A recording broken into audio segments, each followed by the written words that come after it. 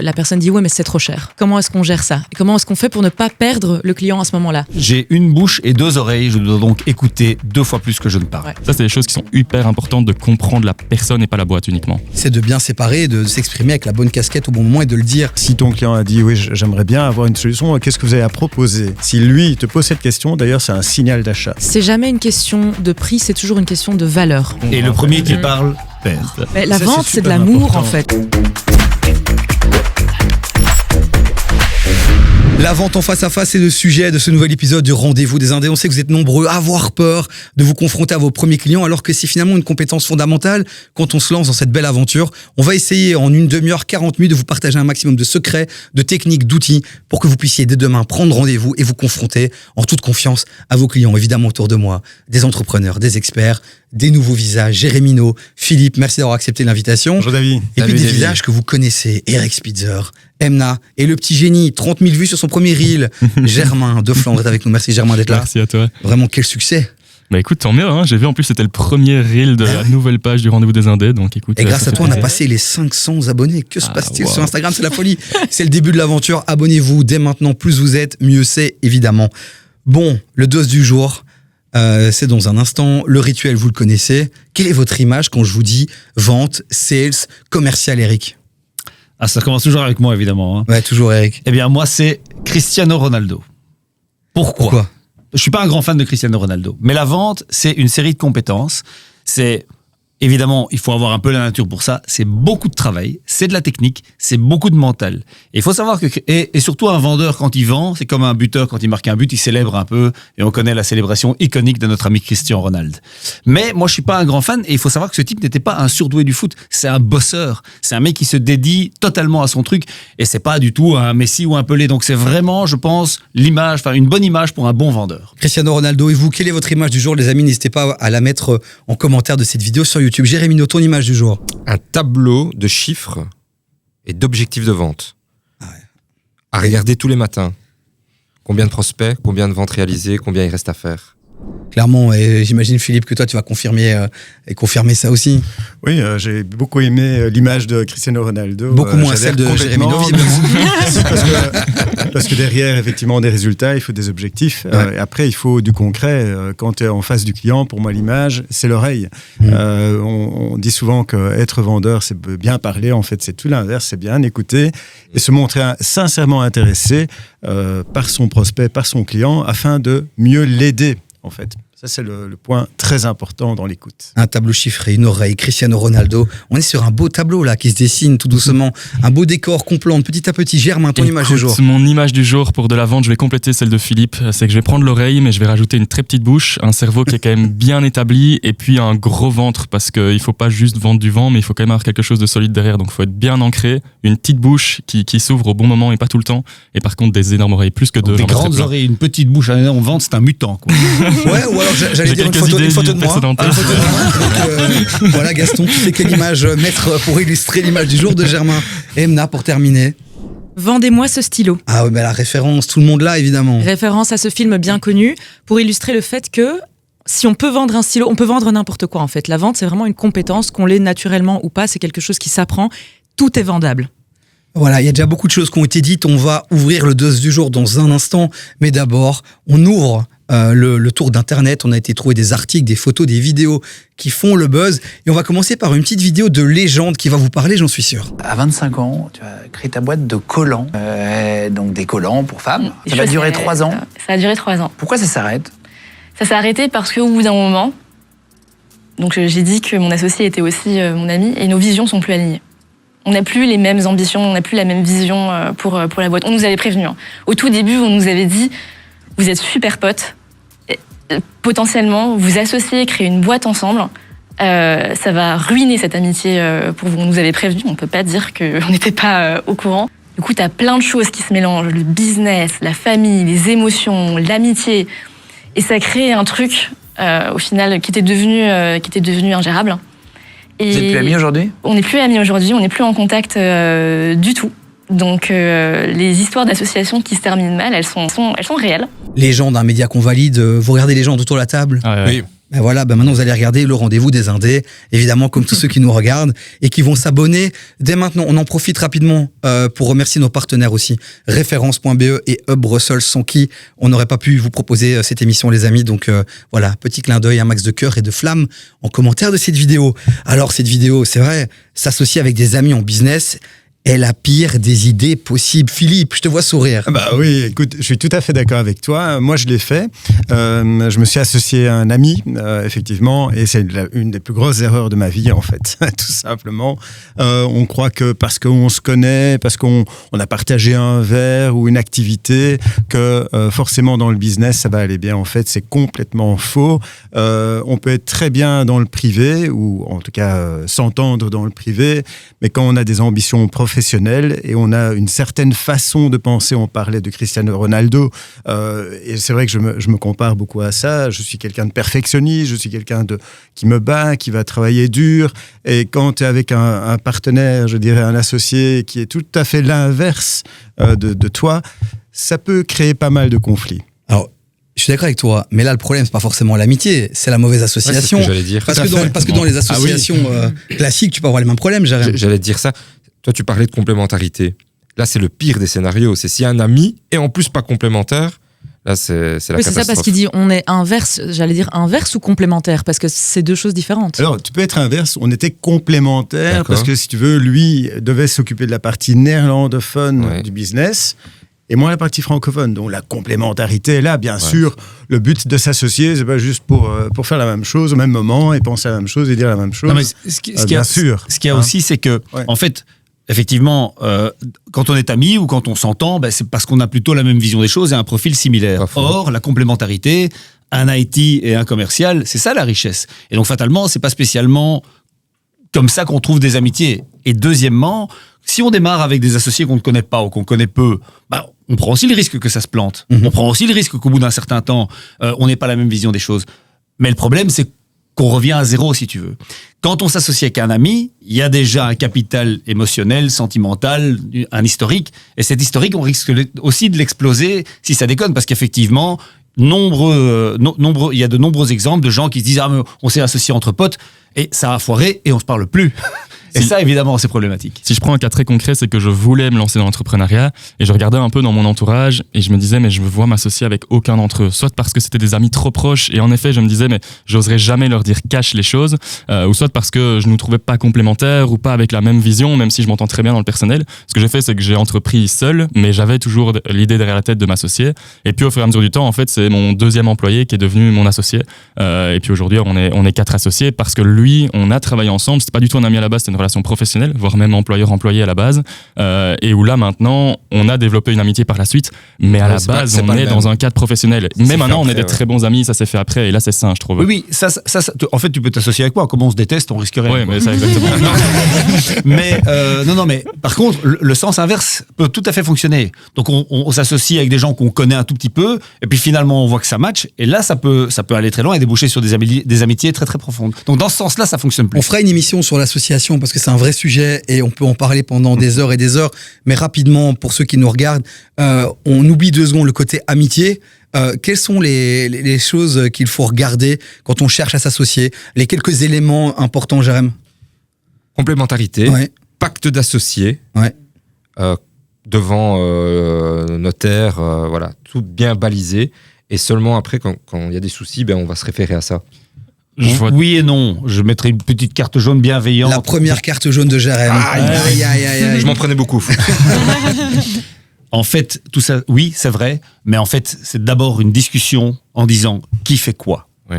Quelle est ton implication? Il y a des associés qui disent, moi, je mets juste de l'argent, je veux bien faire un peu te faire profiter de mon carnet d'adresses, mais ne me demande pas dans l'opérationnel. Si les choses sont claires, s'il y a de la clarté au début, et ça, c'est super important, il n'y a pas de frustration. Si on dit, moi je vais faire ça, et l'autre, on se partage les tâches, et puis qu'on voit qu'il y en a un qui est à fond dans le truc, et l'autre qui reste dans la petite profondeur, là, ça risque de déconner.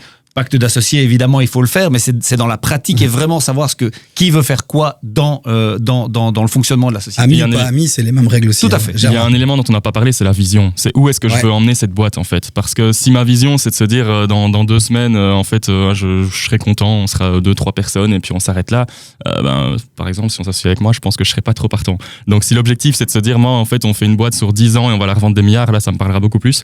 Donc c'est la vision, clairement. T'as raison, parce que les complémentarités, on pense souvent en termes de compétences, mais en vrai, être complémentaire sur la vision qu'on partage, c'est fondamental.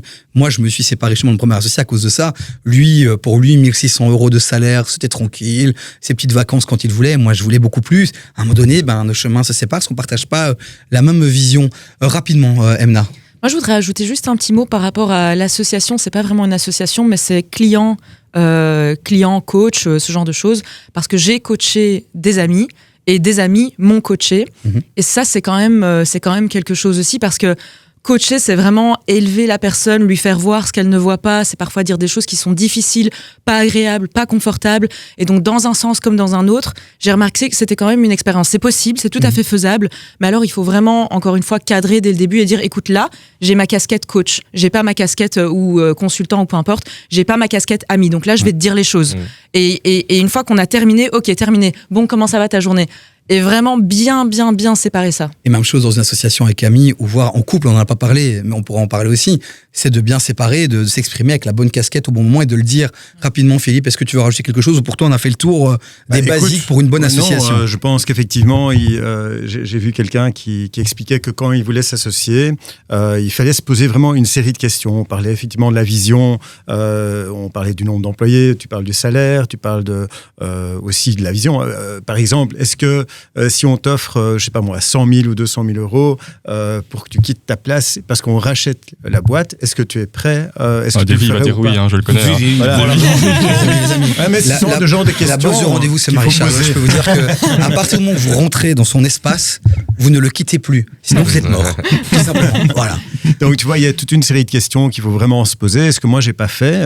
Voilà, on apprend aussi de ses erreurs. Je crois que ça, c'est vraiment le plus important. Et si on s'associe, il faut vraiment bien le réfléchir. Parfait, les amis, c'est pas le sujet de cette émission, mais au moins on a lancé le débat. N'hésitez pas à le continuer en commentaire de cette vidéo.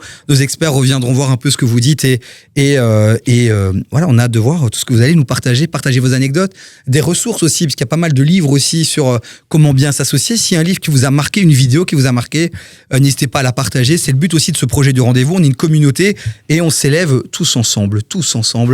Merci Eric de me suivre dans les conneries. Bon allez, on continue le tour de l'actu avec un premier article, mais une deuxième info. Alors ça va vous faire sourire ou pas. C'est le journal Le Soir qui titre « Pourquoi les entreprises devront enregistrer le temps de travail de leurs employés en 2027 ». Jérém, c'est le retour en arrière, c'est le retour... J'ai déjà des poils qui s'hérissent. C'est le retour des pointeuses. Non, c'est pas possible ça. C'est quoi cette histoire? J'ai quitté un poste à cause de... Pour moins que ça. Ok. On me demandait, tiens, il faut pointer à quelle heure tu commences, à quelle heure tu pars. Non, ça dépend des profils aussi. Des gens qui adorent ça. Il y a des gens qui aiment bien structurer. Moi, j'en fais pas partie. Donc, j'ai pas compris pourquoi. J'ai un peu creusé. J'ai vu que c'est un sujet qui date de 2009 pour une bisbrouille en Espagne. Et donc, ça remonte à l'Europe et puis c'est tout le monde qui trinque. Ouais, clairement, c'est cette décision est la conséquence d'une directive européenne et sur le temps de travail. Et alors, ça s'est décidé ici récemment en marge de l'accord budgétaire. Donc, visiblement, ça va être le retour de la pointeuse. Après, ce qui est dit dans l'acte, je sais pas quel est le terme, ce qui est demandé par la Cour de justice, c'est pas forcément le retour de la pointeuse, c'est le retour de quelque chose qui peut objectiver et qui est fiable et qui est accessible pour tout le monde. Ça vous fait réagir cette histoire? Carton rouge d'Eric. À la pointeuse. La carte rouge à la pointeuse. Ouais. C'est-à-dire qu'on est en 2025, quoi. Donc, effectivement, oui, il faut baliser le temps de travail. Mais je suis dans ma voiture, je travaille ou pas? Bah non, tu conduis. Je suis dans ma voiture, j'appelle un client, je travaille ou pas? Bah oui, puisque voilà. Et donc, si on doit commencer, je vais boire un café, taper la discussion avec les collègues, ça va durer un quart d'heure, une demi-heure, il y a des spécialistes. Je veux dire, à un certain moment, il faut rester sérieux. Je crois qu'il y a, pour l'énorme majorité des gens, des obligations de moyens, d'être présent sur le lieu de travail, de faire ses heures, et évidemment de manière légale, il faut bien qu'on dise on est à 36 heures, 32 heures, on est avec un rythme de travail. Mais la pointeuse, je trouve que c'est très très rétrograde. J'entends, mais Eric, CEO d'Imovlan, CEO de Maïki, CEO de Meshonbox, Brightbees, Et Emna, aujourd'hui, t'as pas encore d'employés, mais qui sait, ton équipe va certainement s'agrandir très vite. J'ai une pointeuse, le boulot doit être fait. Ouais, c'est ça. Oui, Mon mais juge tu vas de être paix, obligé, c'est le boulot doit tu vas être être fait. obligé, c'est une directive, tu vas être obligé de mettre un système en place. Mais Parce il y que aura- s'il y a un problème un jour et que c'est pas mis en place, c'est l'employé qui va pouvoir se retourner contre Tout toi. à fait. Et il y aura un système, et j'imagine que le groupe, puisqu'on fait partie d'un groupe, mettra un système en place où tout le monde devra remplir ses heures. Et voilà. Et aujourd'hui, quand quelque part on a un event, par exemple le soir, et que donc quelques collègues doivent rester plus tard que prévu, eh bien tout simplement ils récupèrent les heures. On n'a pas de pointeuse. Hein. Alors on va mettre sans doute ce système-là qu'on va pouvoir utiliser, mais à mon avis ce sera in and out dans la majorité des cas. Donc ça ne voudra pas dire grand-chose. Philippe, Le problème aujourd'hui, on est vraiment dans le flicage à tous les niveaux. Et ça devient exaspérant parce que, effectivement, on va mettre notre énergie là où il ne le faut pas. Je pense qu'on a assez de travail. Je pense que les employés sont, quand on les écoute, tous surchargés. On leur demande toujours de faire plus. Et là encore, on va en plus les contrôler, comme si parfois ils faisaient même des heures supplémentaires. Voilà, je pense qu'il faut un juste milieu. Et effectivement, par exemple, dans la vente, où on s'arrête. Parce que je veux Vas-y, dire, quand tu es en clientèle, Ouais. t'es là, quand tu es en homework, Voilà. vas-y avec ta pointeuse. Parfois aussi, tu rattrapes ton temps. Je dis, tu termines vendredi à 4h. Moi, je travaille le dimanche, par exemple. Comment on va pointer, tu vois? Est-ce que ce sera autorisé de pointer le dimanche ou même de travailler le dimanche? Dans la mesure où on n'est pas autorisé à travailler le dimanche. Bref, il va y avoir des gros problèmes. Emna, pour clôturer. Inversement, quand je travaillais dans le corporate en Allemagne, on pointait aussi, mais on pointait pour des raisons bienveillantes de ne pas travailler trop. C'est-à-dire que quand on travaillait trop Bien vendu. en une journée, il y avait un email, une alerte automatique qui disait « ça suffit, stop, t'as fait trop d'heures cette semaine-ci ou aujourd'hui ou ce mois-ci ». Et autre chose aussi, j'ai pas d'employés, mais j'ai des sous-traitants. Et la manière dont je fonctionne avec mes sous-traitants et aussi avec mes clients, c'est que je fonctionne, comme le disait Eric, au résultat. Donc c'est pas voilà, j'ai travaillé autant d'heures, c'est je vais te payer un forfait et tu vas me délivrer ce résultat-là. Et si t'es pas bon et que ça te prend trop de temps de le faire, c'est ton problème, tu assumes. Et inversement pour moi c'est un forfait. Et si je prends plus de temps, c'est moi qui assume. Je suis désolé, je vais peut-être avoir un avis contraire, mais ça me choque pas tant que ça. Et c'est le jeune qui dit ça, c'est le jeune qui dit ça. C'est fou, Alors, ça. on écoute. Non, en fait, ça me choque pas parce que, de un, il va falloir voir la finalité de ça. Parce qu'il y a le texte de loi, en effet, mais concrètement, c'est est-ce que tu auras une pointeuse au bureau et quand tu arrives, tu dois mettre ta carte d'identité pour pointer, ou est-ce que c'est à la fin de ta semaine, tu vas devoir dire plus ou moins quand tu as commencé, dire que tu as fait tes 38 heures. Si c'est dire plus ou moins, en fait, c'est quelque chose qu'on a déjà dans la boîte et qui nous paraît assez normal, c'est de se dire, en fait, sur quel projet est-ce que tu as travaillé. Et comme dans toutes les agences et toutes les boîtes de consultance, tout le monde timesheet, c'est quelque chose qui se fait et qui est normal. Donc oui, ça sera un peu plus élargi à d'autres entreprises, mais concrètement, c'est pas non plus quelque chose où tu vas devoir d'office, exactement quand tu démarres et avant de pouvoir démarrer, je pense en tout cas, devoir pointer avant de commencer ton travail. La raison pour laquelle tu timesheet, ou ce genre d'entreprise timesheet, c'est parce qu'ils facturent. Oui. Donc, le type dit, j'ai travaillé 3 heures, ok, 3 heures, l'heure, ça te facture autant, boum, et regarde le timesheet du gars. Moi, des collègues qui sont au support, qui sont à gauche, à droite, qui sont en vente, etc., oui, ils Ça vont n'aura faire des pas timesheets, d'intérêt. mais ça aura, Je j'en vois suis beaucoup d'accord, ça moins n'aura d'intérêt. aucun intérêt, c'est sûr, mais il faut voir le temps que ça Et donc, prendra. c'est très pertinent ce que tu dis, pour une partie Bien sûr, simplement ouais. des personnes. Après, je pense que ça part de base d'une bonne intention. Ursula von der Leyen, elle est allemande, non? Oui. Je pense qu'elle est allemande. Peut-être qu'elle Tellement s'inspirait pareil. de ce qui se faisait justement en Allemagne Carré. et qu'elle a envie d'instaurer Non, ça. c'est un truc Mais- espagnol à la base. Non, en c'est plus. parti, mais je veux dire, Ouais, ouais. voilà, c'est la commission qui finalement a décidé. Donc aujourd'hui, on n'en sait pas plus. Voilà, on en parle. Dès qu'on en sait plus, évidemment, Ça dépend on en de la manière reparlera. dont on l'utilisera, quoi. Voilà, c'est ça. Si vous avez des idées, des conseils à donner justement à notre gouvernement sur les pratiques alternatives finalement aux pointeuses, n'hésitez pas à les mettre en commentaire de cette vidéo. Autant Nous, on qu'on en a, un gouvernement. Ouais, quand on en aura un. Mais on reviendra évidemment sur le sujet dès qu'on en sait plus. Est-ce que on n'ouvrirait pas le dos du jour? Ben non, parce que j'ai encore une actu à vous proposer. Vous êtes impatient, ça me dérange. Ça me dérange. Mais le dos du jour, c'est dans un instant. On vous le rappelle, vous avez cliqué sur la vignette parce que vous voulez qu'on parle de la vente. Ça fait peur à beaucoup de monde. Vous inquiétez pas, dans un instant, on en parle. Une dernière info, rapidement, qui est cool parce que c'est quelqu'un qu'on connaît qui est venu sur le plateau du Rendez-vous des Proprios. Ismaël, qui est dans l'immobilier. Le Rendez-vous des Proprios, qui est une très belle émission que vous connaissez, qu'on vous invite également à suivre. On va mettre le lien en commentaire de cette vidéo. Et ben, il a parlé de ses routines, de sa routine de travail. Et quand on est indépendant, chef d'entreprise, avoir une routine, est-ce que c'est bien ou pas? On en parle juste après cette vidéo. En fait, c'est vrai qu'on voit beaucoup sur les réseaux qu'il faut se lever très tôt pour y arriver. C'est pas forcément faux, mais c'est pas non plus forcément vrai. En fait, moi, j'ai essayé plein de trucs, tu vois, parce qu'en effet, en tant qu'entrepreneur, à un moment donné, il faut que tu arrives à caser énormément de projets sur peu de temps, parce qu'une journée, ça passe très vite. Et donc, j'ai commencé à me lever à des 5 heures du matin. Je faisais mon entraînement le matin. Ensuite, je partais au bureau, etc. Le souci, c'est qu'arrivé à 14-15 heures, je commençais à être vraiment dans un gros coup de mou, tu vois. Je me suis dit, ok, je m'entraîne fin de journée. Donc, je me levais le matin et je faisais mon travail, etc. Et fin de journée, j'allais à l'entraînement. Le problème, c'est que fin de journée, des fois, j'avais grave la flemme. T'as une journée qui est lourde. En fonction de ce qui se passe dans ta journée en tant qu'entrepreneur, tu sais jamais vraiment quand tu termines. Et il suffit qu'il y ait plein de choses qui t'aillent vraiment fatigué dans la journée pour que t'annules ton rendez-vous du soir. J'ai trouvé vraiment pour moi le parfait équilibre propre à moi. Je me lève à 7h, 7h30, je commence à travailler de chez moi. De 8h jusqu'à midi, je travaille de chez moi. De midi à 13h, sur le temps de midi, je vais m'entraîner. Ça te donne déjà un regain d'énergie. 14h, j'étais reparti et je suis allé jusqu'à 19h. Ça me permet à l'heure actuelle de couper dans ma journée et de rester très productif et au matin et en fin de journée jusqu'à 19h. Et puis après, je sais que ma journée est terminée, je peux rentrer. S'il faut même que je travaille de chez moi, je travaille de chez moi. Je veux dire qu'il faut vraiment essayer jusqu'à trouver la bonne routine et le plus important, c'est après, c'est de s'y tenir, quoi. Donc si je veux réussir dans mon business, je suis pas obligé de me lever à 5h tous les jours. Ah, je te rassure. Alors les amis, est-ce que vous croyez dans cette histoire de routine? Alors lui, il a évoqué la sienne, mais il y a eu beaucoup de débats, de formations, même de livres sur le Miracle Morning. Emna, est-ce que tu peux nous expliquer c'est quoi ce concept? Ouais, il y a le Miracle Morning, il y a le 5 AM Club. Personnellement, moi, je suis le 10 AM Club. Okay. Donc on parle pas avant 10h du matin. Et c'est vraiment une règle que j'ai instaurée depuis des années, même quand j'étais employée. Le dernier emploi que j'ai eu avant d'être indépendante, j'ai dit à mon boss, ok, mais par contre, je suis pas au bureau avant 10h.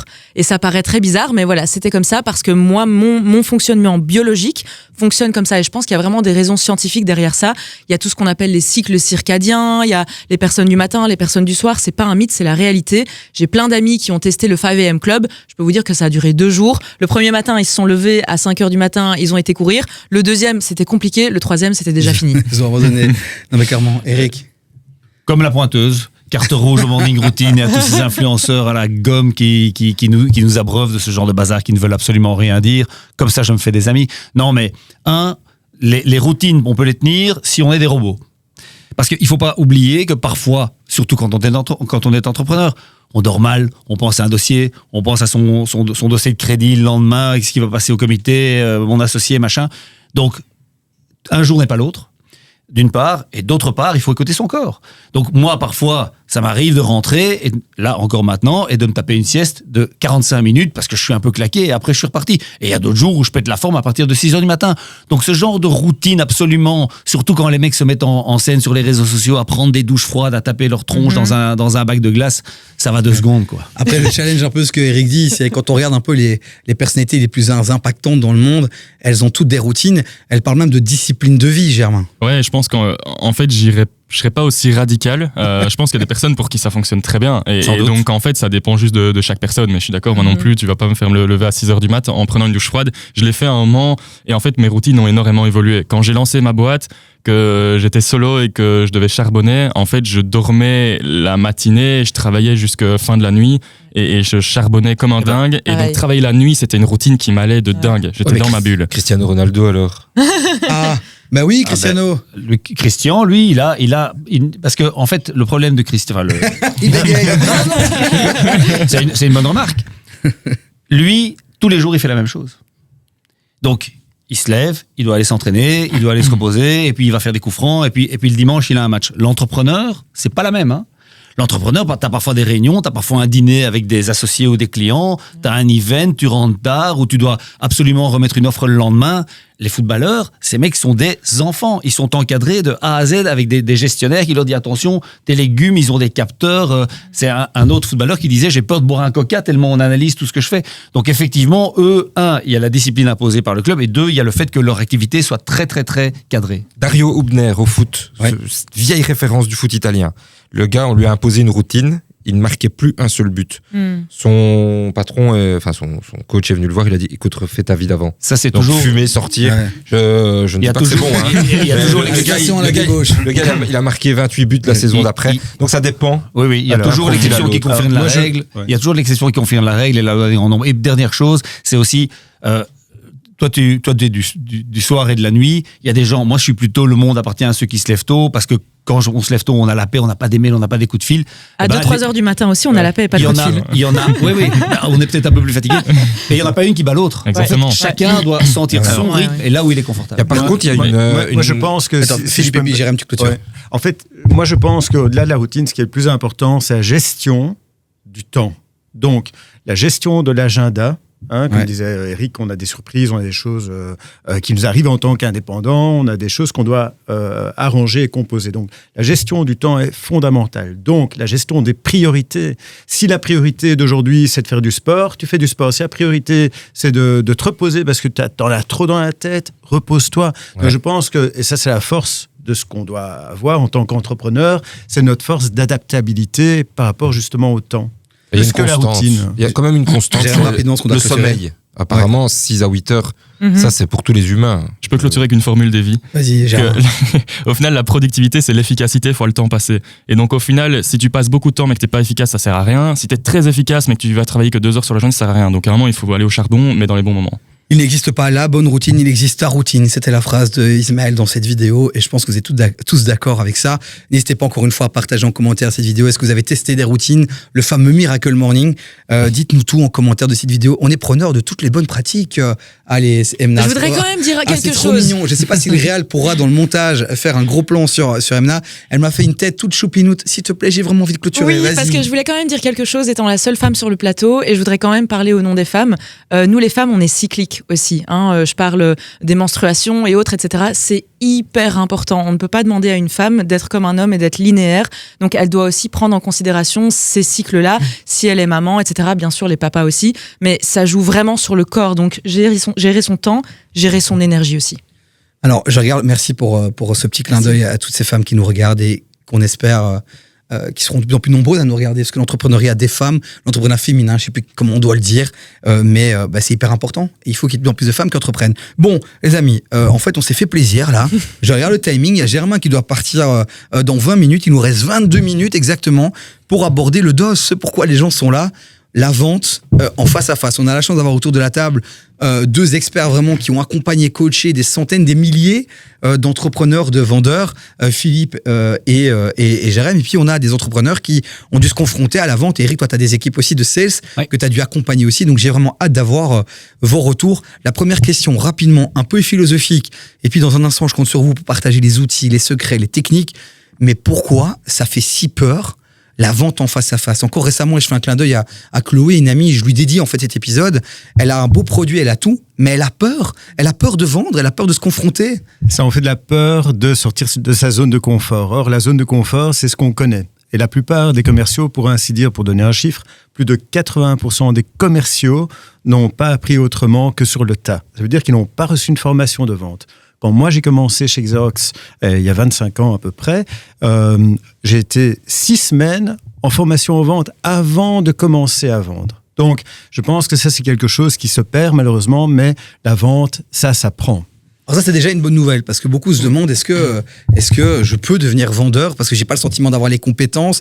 Visiblement, ça s'apprend, donc tout le monde peut devenir vendeur, Philippe? Oui, absolument. Tout le monde. Tu confirmes, Jérém, t'en as vu beaucoup? Ah, il y a déjà pas mal ça. Eric, donc on a la team... Tout le monde peut devenir un vendeur. Ouais. Pas tout le monde peut devenir un bon vendeur. Ok. Et c'est comme les entrepreneurs, hein. Tout le monde peut lancer sa boîte, tout le monde ne sera pas un bon entrepreneur, c'est la même chose. Mais quelle nuance, Jérém, tu veux apporter, toi? Pourquoi toi tu dis non, tout le monde ne peut pas être un bon vendeur? Alors, je ne pense pas que l'acceptation du non s'apprend. C'est très très dur. Je le vois dans les gens que je coachais. Il y avait toujours les mêmes profils qui revenaient. Les personnes qui ont du mal avec le non, avec le refus, donc à se voir renvoyer un non dans sa tronche, Ils peuvent très mal le vivre. Tu prends des coups, hein. Je ne les vois pas évoluer. Alors, je suis obligé de mettre le carton rouge. Pourquoi? Parce que ça s'apprend. Apprends d'abord. Je suis d'accord avec toi, il y a une question psychologique et je pense que ça s'apprend. Comme on t'a interdit parfois de faire des choses. Au début, c'est difficile de qu'on t'interdise. Ben, ça s'apprend. Après, quand tu as un non et on te dit comment répondre à ça avec une technique qui fait qu'en sorte que, oui, et en fait, tu renvoies la balle à ton client. Du coup, en fait, tout s'ouvre. Et souvent, le problème, c'est qu'on n'a pas la bonne technique pour savoir comment faire. Tu leur apprends à le faire, mais sur la longueur, ça tient Philippe, pas. ça tient pas. Philippe, chasser le naturel, il revient au galop. Donc, effectivement, si tu as un commercial à qui tu apprends à adoucir les coups, parce qu'un commercial, ça prend des coups toute la journée. Hein. Ouais. Mais qu'à un certain moment, moi j'ai une expérience chez Immovlant et le type, il est parti. C'est un type. On lui disait, monsieur, votre produit, c'est merdique, ça vaut rien. Et le type, il prenait ça pour lui. C'est ça. C'est comme si on l'avait insulté, lui et toute sa famille. Et on lui dit, j'ai dit, je vais pas dire son nom, mais c'est juste, on vend juste des contrats, on vend juste des contrats à des agents immobiliers. Mais non, mais il n'y a rien de grave. Non, lui, il le prenait pas comme ça et il n'arrivait pas à le prendre comme ça. Carton jaune d'Emna. Ouais, carton orange. Deux choses, en fait, je pense que je voudrais nuancer un peu. Quand on dit un vendeur, il se prend des coups toute la journée, c'est quand même une vision vachement dure et agressive. Je suis pas forcément d'accord avec ça et je parle de ma propre expérience. J'ai un taux de conversion, je dirais, de plus ou moins 90%. Ça veut dire que 9 personnes sur 10 avec lesquelles je parle, 9 sur 10 vont signer. Donc ça veut dire que la vente, c'est pas forcément prends-toi des coups. C'est possible de faire ça de manière un peu plus fluide. C'est ce que j'appelle le business au féminin. Et je pense que ça se joue à plusieurs niveaux. Ça se joue au début au niveau de la sélection. Ça se joue au moment de discuter avec la personne. Il faut avoir la stratégie, le script, la manière de dire les choses pour que la première discussion de vente se passe bien. Et c'est pas forcément se prendre des coups. Mais si on s'en prend, à ce moment-là, je pense qu'il y a vraiment une différence entre être vendeur au sein d'une boîte et vendre ou se vendre soi-même. Et c'est vraiment quelque chose de différent parce que l'attache émotionnelle est différente quand on se prend un nom personnel ou un nom d'un produit qu'on vend. Je propose que justement on rentre dans le vif du sujet avec les techniques, les secrets. Germain, tu vas faire la transition entre les deux. Magnifique. Mais donc voilà, les secrets, les techniques, c'est maintenant. Je compte sur vous pour les partager. Les techniques pour closer une vente, les techniques pour arriver en confiance, se préparer. J'ai listé toute une série de choses. Je compte sur vous, les amis. N'hésitez pas aussi à nous partager vos expériences. Comment ça a été pour vous? Dur, facile? Vous êtes d'accord? Plutôt team Jérém, plutôt team Philippe? Dites-le nous en commentaire de cette vidéo. On a hâte de lire tout ça. Germain, tu fais la transition entre les techniques et raconte-nous peut-être toi. Tu as eu l'occasion de rencontrer des grosses boîtes très très vite dans ton parcours entrepreneurial. Qu'est-ce que tu as ressenti? Si tu as une anecdote à nous partager. Ouais, clairement, j'ai une anecdote. Et si je peux teaser, l'anecdote arrive dans 2 secondes. Je rebondis sur Emma. Je trouve qu'il y a une grosse différence entre vendre de je vais chasser et vendre de ça vient à moi et je dois closer. C'est quand même 2 choses totalement différentes. Donc je pense pas que tu puisses avoir un taux de conversion de 90% si tu vas chasser. Ou alors vraiment tu m'impressionnes.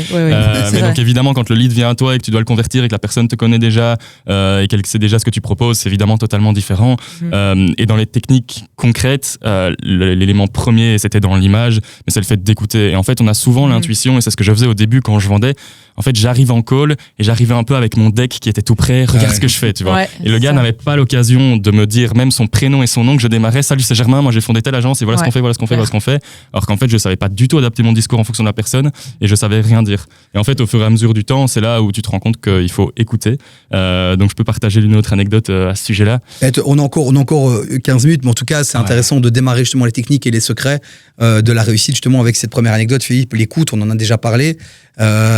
Mais parfois, on est dépassé par cette envie de closer, d'aller signer ce premier client. On arrive avec un enthousiasme et on oublie d'écouter. Est-ce que tu as une technique, un truc pour justement, ou la première question à poser pour justement éviter de parler de soi? Tout à l'heure, je disais, vendre, c'est aider son client, c'est s'intéresser sincèrement. En fait, tu dois considérer ton client comme étant un vrai ami, tu vois, ou quelqu'un que tu n'as plus revu, c'est un ami d'enfance que tu n'as plus revu depuis 20 ans et tu le retrouves et tu es heureux de le revoir et tu te dis, mais tiens, quelle est ton entreprise, qu'est-ce que tu fais, comment ça fonctionne, en quoi tu es content, en quoi tu n'es pas content. Donc vraiment t'intéresser et à l'entreprise et à la personne.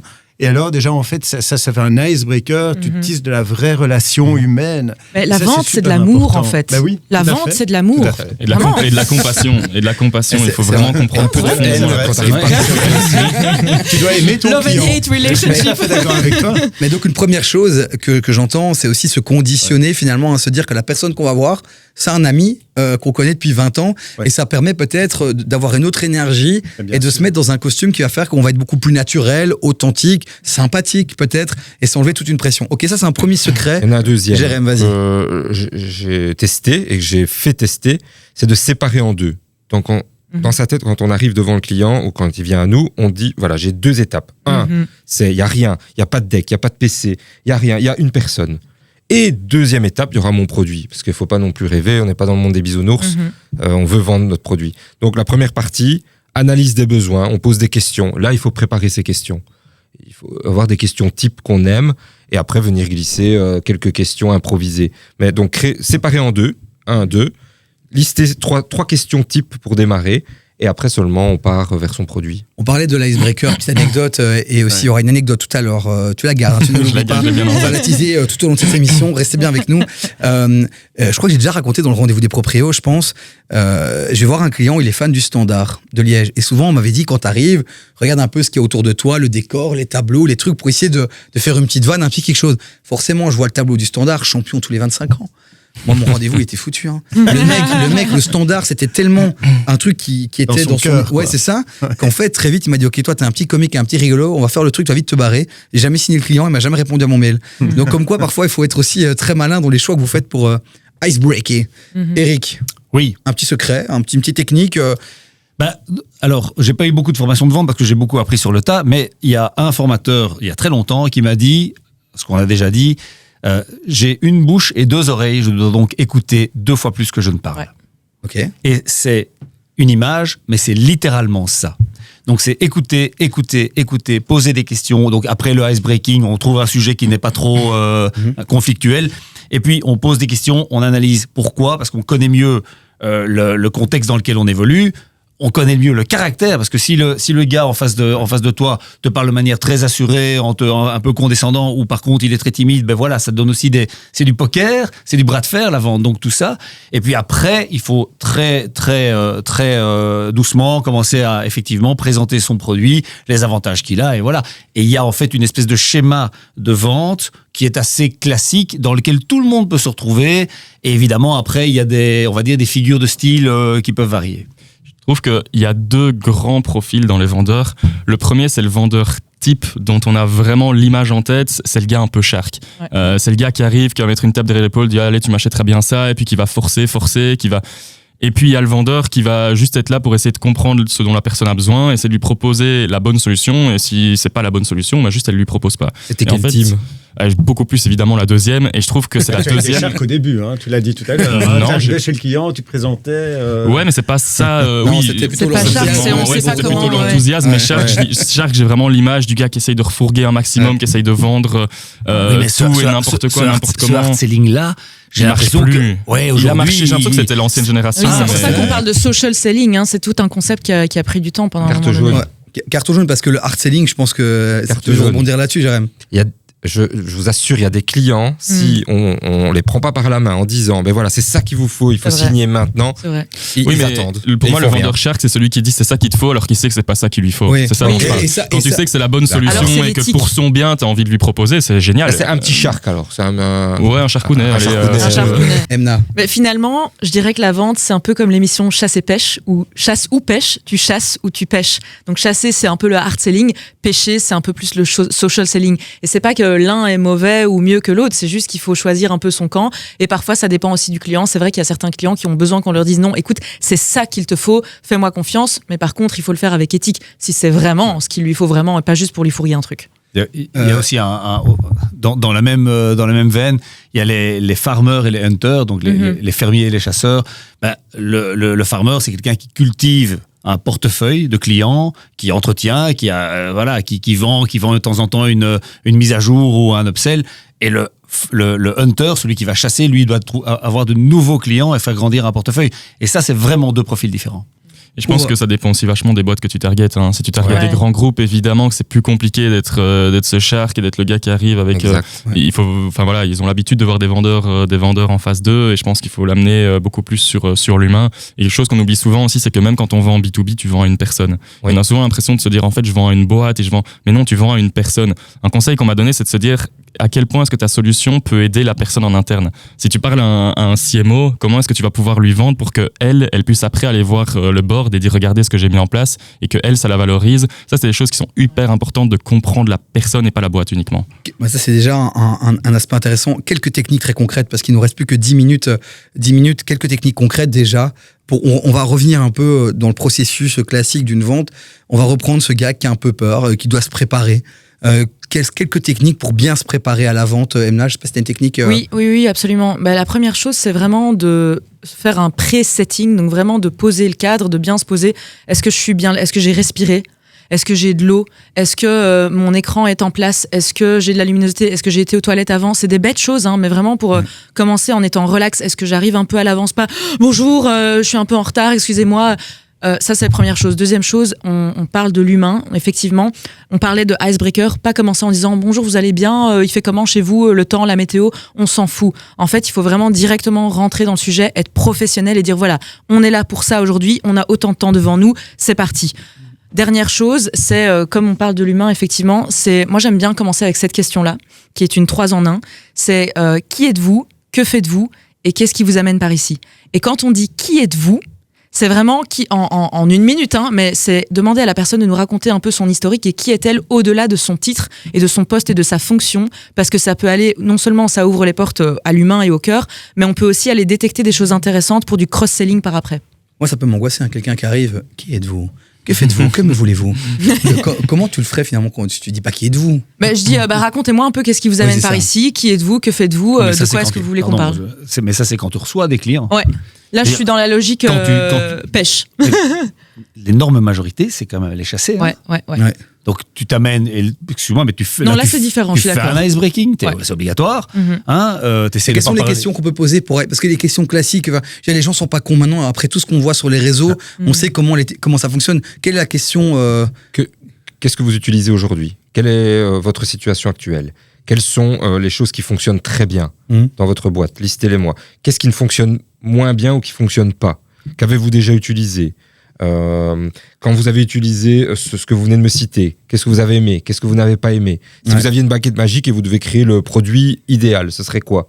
En fait, tout ça, c'est des questions ouvertes. Ouais. Est-ce que vous êtes content ? Oui, non, ça, tu dois absolument éviter. C'est faire parler les gens. Quels sont vos défis ? Quelles sont aujourd'hui les frictions qu'il y a dans votre entreprise ? Donc, il va t'ouvrir, tu espères qu'il va t'ouvrir il ou elle va t'ouvrir une série de tiroirs dans lesquels tu vas pouvoir éventuellement te dire « Ah, mais là, j'ai peut-être une solution. Là, je peux malheureusement pas vous aider. Là, j'ai quelque chose, je suis certain que ça va vous aider. » Et là, on commence. Mais effectivement, si c'est du oui-non, ça, c'est plus compliqué. Poser des questions ouvertes, Philippe. Oui, certainement poser des questions ouvertes, découvrir des problèmes. Mais ce qui est très important et souvent ce qu'on oublie de faire, c'est de les transformer en besoins. C'est pas parce que le client dit j'ai un problème qu'il veut absolument changer de solution. Donc la question qu'on court-circuite, qu'on oublie souvent de poser, j'entends que vous avez tel problème. D'ailleurs, on va essayer de mesurer l'impact de ce problème en perte de temps, perte d'argent, etc. Et pour poser la fameuse question, est-ce que vous aimeriez alors, sachant que vous perdez 10 000 euros par mois avec votre solution actuelle, changer de solution ? Et quand le client t'a posé cette question avec le client, te dit oui, à ce moment-là, c'est qu'à ça. Parce qu'à ce moment-là, c'est plus difficile, effectivement, de dire « Oui, non, mais finalement, j'ai pas besoin de votre solution. » Et c'est ainsi, d'ailleurs, qu'on va plus facilement closer un deal. Avec le recul aussi, ce que j'ai remarqué, c'est qu'au début, tu te conditionnes, tu as ces petites techniques. Et en fait, la clé, c'est qu'avec le temps, plus tu pratiques, en fait, tu deviens de plus en plus naturel, fluide, et ça fait moins robotique, moins préparé. Au début, j'utilisais un acronyme qui est assez connu, mais il y en a plein, c'était le BANT. Le BANT, c'est budget, autorité, need et timing. Et donc le budget, est-ce que ça rentre dans le budget ? Parce qu'il faut aussi qualifier. Si dès le premier rendez-vous, tu te rends compte qu'il n'y a pas de budget, en fait, il ne faut pas perdre ton temps. Et là, il faut aussi trouver des bonnes manières de dire, écoutez, on n'est pas la bonne personne. Autorité, c'est qui décide dans la boîte. Si en fait, tu parles à la personne qui n'est pas du tout décideur, est-ce que ça peut être ton champion ? Donc, est-ce que c'est la personne qui peut convaincre pour toi ? Ou est-ce que juste elle va servir à rien, entre guillemets. Need, quel est le besoin profond, et timing, c'est à quel timing tu peux le fournir. Ça, c'est le genre de choses, j'avais ça sur une petite feuille à côté de moi et j'essayais de remplir au fur et à mesure de mon meeting, quoi. Alors ça, c'est hyper intéressant, vraiment. Refaites un petit retour en arrière et regardez à nouveau ce qu'il vient de dire, parce que pour moi, c'est fondamental et ça évite de perdre beaucoup de temps, d'énergie et d'avoir les bonnes informations pour pouvoir closer derrière. Eric ? Une technique avant ça, en fait, c'est la sélection et déjà la préparation de ton rendez-vous. Ouais. Moi, avant Immoveland, je faisais Vroom.be que j'ai lancé, qui était une start-up où on a été à l'arrache, page d'or, et on allait voir les... Et quand j'avais quelqu'un en ligne, je disais 3 choses. Je disais, je viens de Vroom.be. J'ai besoin de parler à un responsable. J'aurais besoin d'1 demi-heure. Pour vous expliquer pour vous expliquer, pour discuter avec vous, de voir si on peut travailler ensemble. C'est les 3. Est-ce que j'aurai ça ? Oui, non, machin. Et souvent, les gens disaient, OK, ça va, 1 demi-heure, ce sera pas trop. Ouais. Et donc, ça marchait. Si tu t'amènes en rendez-vous, j'ai eu souvent le petit jeune, le petit stagiaire ou le mec qui dévisse les pneus, là, et dit, on vient te montrer un truc sur Internet. Là, tu sais que tu vas perdre ton temps, mais tu es obligé de le perdre. Ouais. Parce que tu peux pas dire, non, celui-là, je l'explique pas. Donc, je me casse. Donc, qualifier son rendez-vous est super important aussi. Se préparer. Ça rejoint Emna qui disait donc se préparer mentalement, puis préparer ses rendez-vous. Mm-hmm. Puis on a cité la technique de Gauthier. De Germain. Ça commence avec un G. J'avais Mais loupé c'est un pas truc, je grave. pensais que c'était Gauthier qui avait inventé le ban, tu vois, mais pas du tout. De Germain. Mais c'est très bien, c'est très bien. On fait connaissance aussi sur ce plateau, première fois que vous vous rencontrez. Germain, désolé. Et donc pour toi, on a fait le tour finalement des basiques. Il reste un point, c'est l'analyse de la personne, du non-verbal de la personne. Ah. Très très simple, Ouais. parce qu'on va pas rentrer dans des Alors, théories. juste un truc de secondes, Ouais. parce que je viens de recevoir un message de la patronne qui me dit, est-ce qu'il y a des signes physiques que tu peux voir chez l'autre qui te dit que tu es bon? Vous êtes connectés tous les deux, qu'est-ce qui se passe? Vous envoyez des messages Je pendant connais l'émission? pas, c'est Germaine. Non, Simone. Non, pardon. Marie-Charlotte. Non mais t'as raison, c'est vrai que c'est important d'analyser ça. Eh bien, deux points faciles. Un, c'est les jambes qui commencent à aller vers la sortie, là. Comme ça.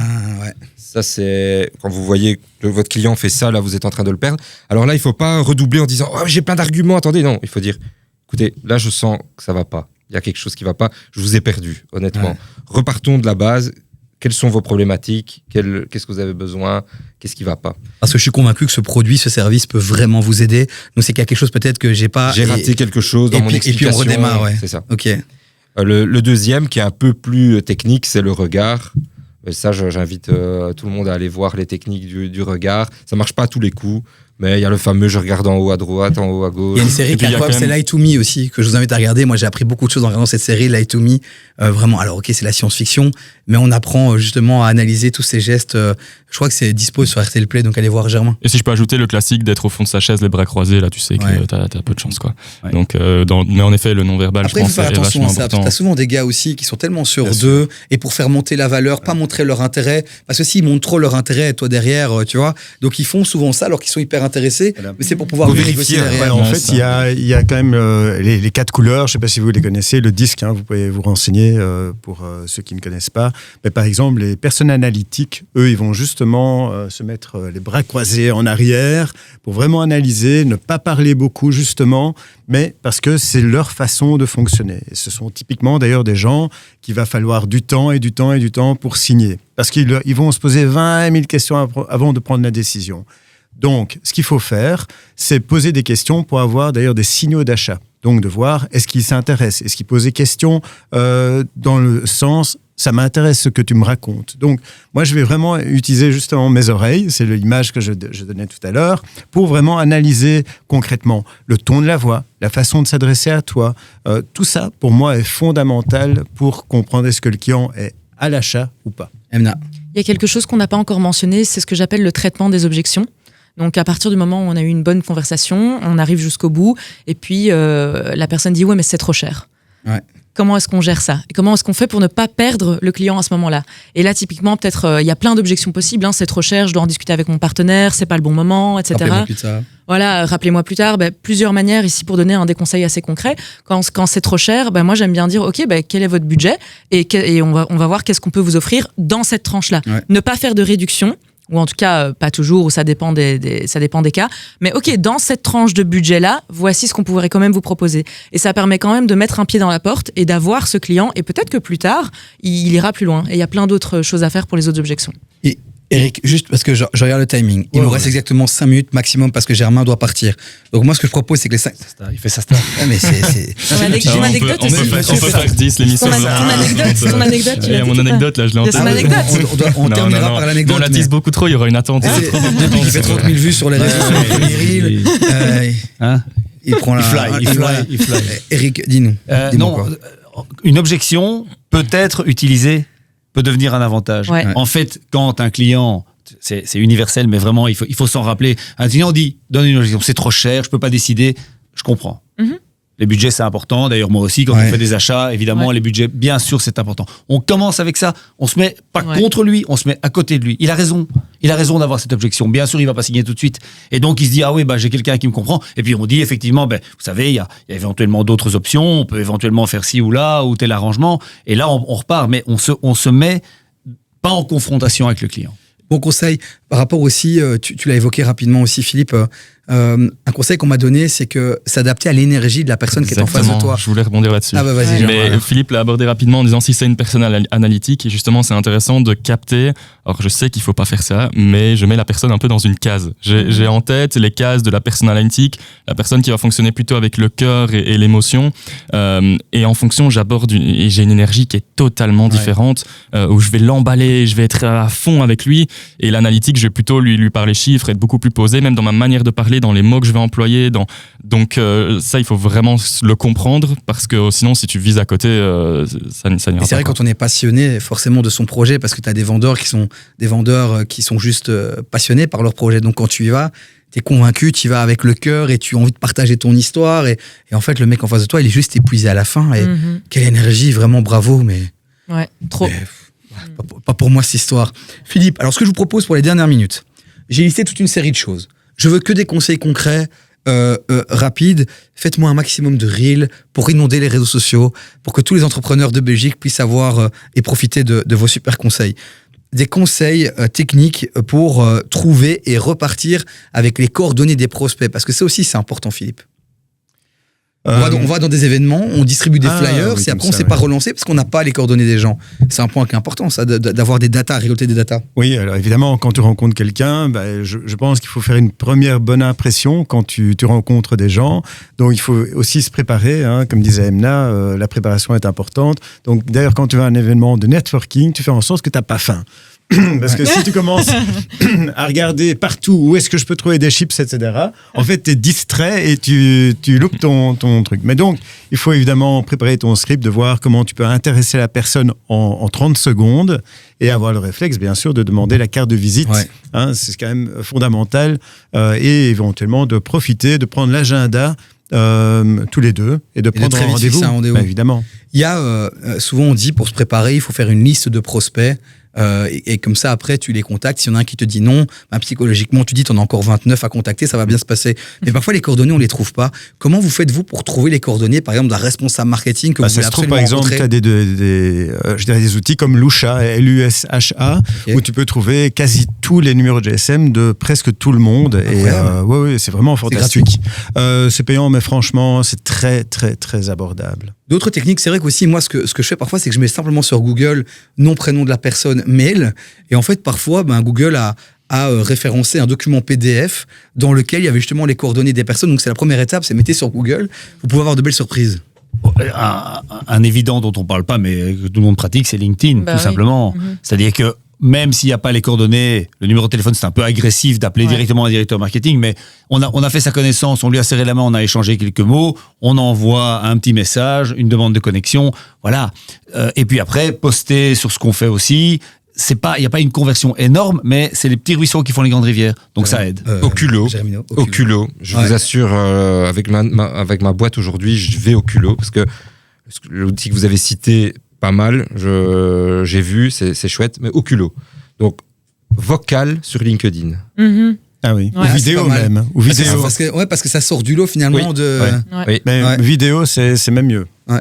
Et pas automatisé où tu vois chaque fois t'as le prénom qui se remplit automatiquement mais en vocal. Personnalisé, ça sert à rien, donc oubliez ça. En parlant de culot, il y a un truc que nous on a fait aussi, que j'ai pu faire, c'est appeler l'accueil de la société et dire écoutez, j'étais à un événement hier. J'ai croisé Julie, elle m'a donné la carte de visite, je ne la retrouve pas, je dois lui envoyer aujourd'hui par mail. Elle m'a demandé de lui envoyer des photos. Et là, directement, tu as mis en confiance l'hôtesse d'accueil, elle te donne les coordonnées. Donc ça, c'est aussi une technique pour avoir des coordonnées. N'hésitez pas, si vous avez d'autres techniques à en partager, parce qu'on est pris par le temps, puisqu'on a une star autour de la table qui a beaucoup de rendez-vous. Par rapport au fait de fixer un rendez-vous, quelques conseils par rapport au rendez-vous. Souvent, on dit dans le mail, soyez proactif et proposez directement une alternative. Deux créneaux. Oui, on ne dit pas quand êtes-vous disponible. Ouais. On va dire, vous préférez le matin ou l'après-midi. Vous préférez jeudi ou vendredi. Comme ça, on close déjà quelque part, on réduit les différentes options. Alors, il va vous dire, ah non, ni l'un ni l'autre, ce sera la semaine prochaine.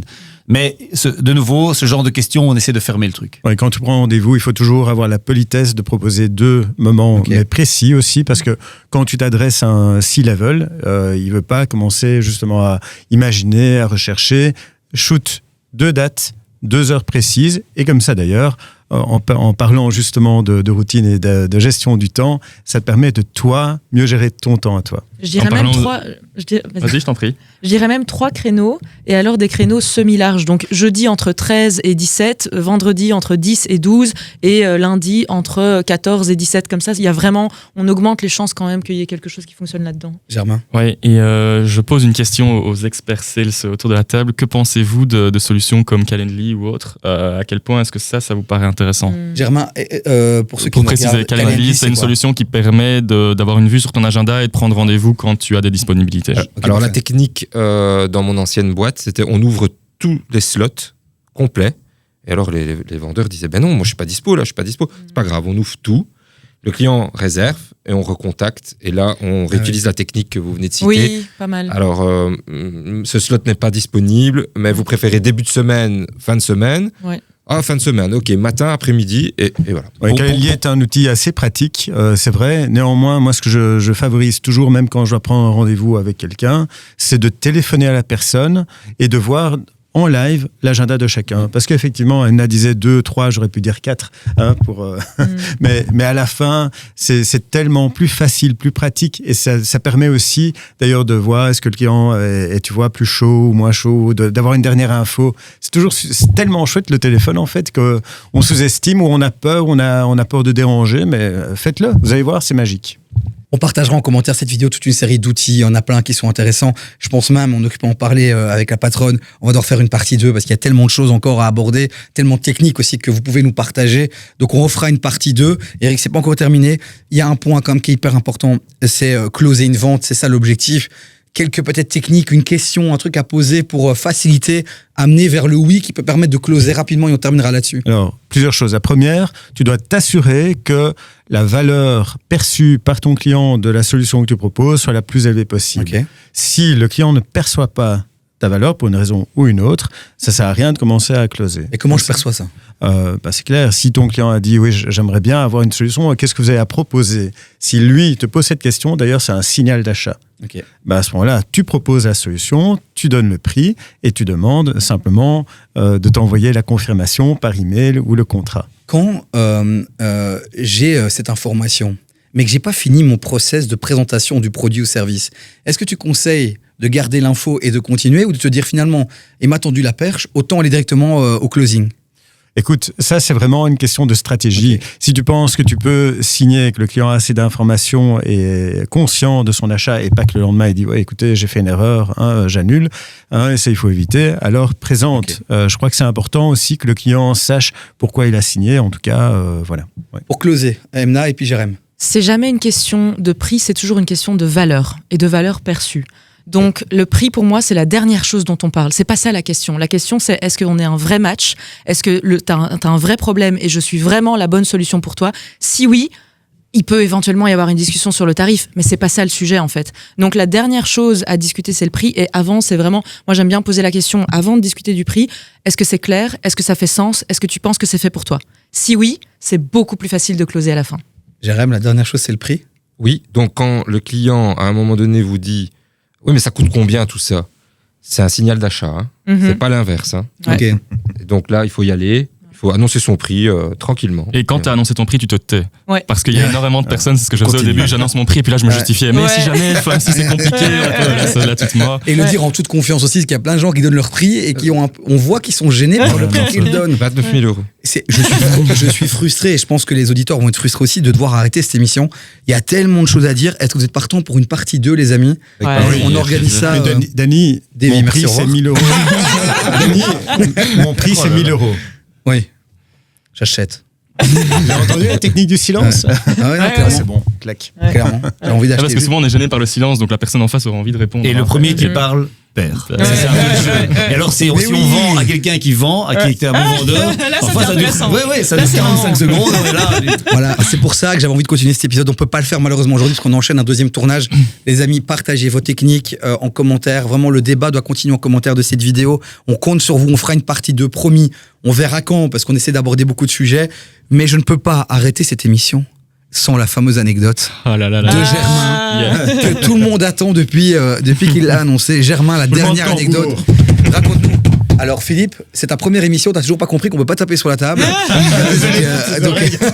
Désolé.